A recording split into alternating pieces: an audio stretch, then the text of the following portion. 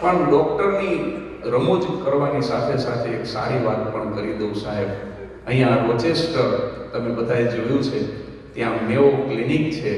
Charles મેઓ અને William મેઓ, આ બે ભાઈએ પોતાના પિતાશ્રીની લવિંગ મેમરીમાં બનાવેલી હોસ્પિટલ છે. જે રીતે આ લોકોએ ધંધુકાની અંદર અમેરિકામાં હોય એવી હોસ્પિટલ બનાવી, અહીંયા હોય એવી હોસ્પિટલ અહીંયા ચાલે છે એ સિસ્ટમથી, અને મફત 2 વર્ષથી જે હોસ્પિટલ મફત ચાલે, જેનો 1 મહિનાનો ખર્ચ 14 લાખ રૂપિયા, એવી હોસ્પિટલ આ લોકો બનાવી છે. એક વખત હું તો કહું છું, એમની તાલીઓના ગડગડાટથી આપણે વધાવી લેવા જોઈએ.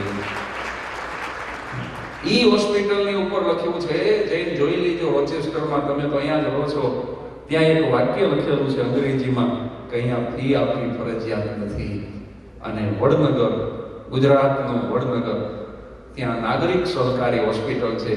ત્યાં ડૉક્ટર વસંત પરીખ, અત્યારે તો મરી ગયા, અત્યારે તો નથી સાહેબ, પણ એ જ્યારે જીવતા હતા ત્યારે એમણે એક બોર્ડ લખેલું હતું કે પરવડે એ પ્રેમથી આપો. તમને જે પરવડે એ પ્રેમથી આપો. અહીંયા ફિક્સ કોઈ ચાર્જ લેવામાં આવતો નથી. અને આવી વડનગરની હોસ્પિટલમાં ડૉક્ટર વસંત પરીખ, એની હોસ્પિટલમાં એક 7 વર્ષની દીકરી એડમિટ થઈ. દીકરી એવી હતી, એવું કાલું કાલું બોલે, એવી રૂપાળી, બધાને વાલી લાગે. ડૉક્ટરને સાહેબ નો કે કાકા કાકા કાકા, એટલી બધી સ્ટાફને ગમવા માંડી દીકરી. આ સત્ય ઘટના છે. પણ દીકરીને બીમારી એવી હતી કે દીકરી વધારે જીવે એમ નહોતી, મૃત્યુ નજીક આવ્યું.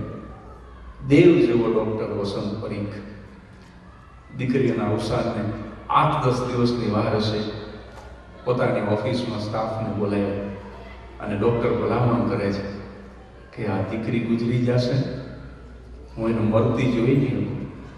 તો કે શું કરશો? તો કે આજથી હું રજા ઉપર ઉતરી જાઉં છું, આ દીકરીનું અવસાન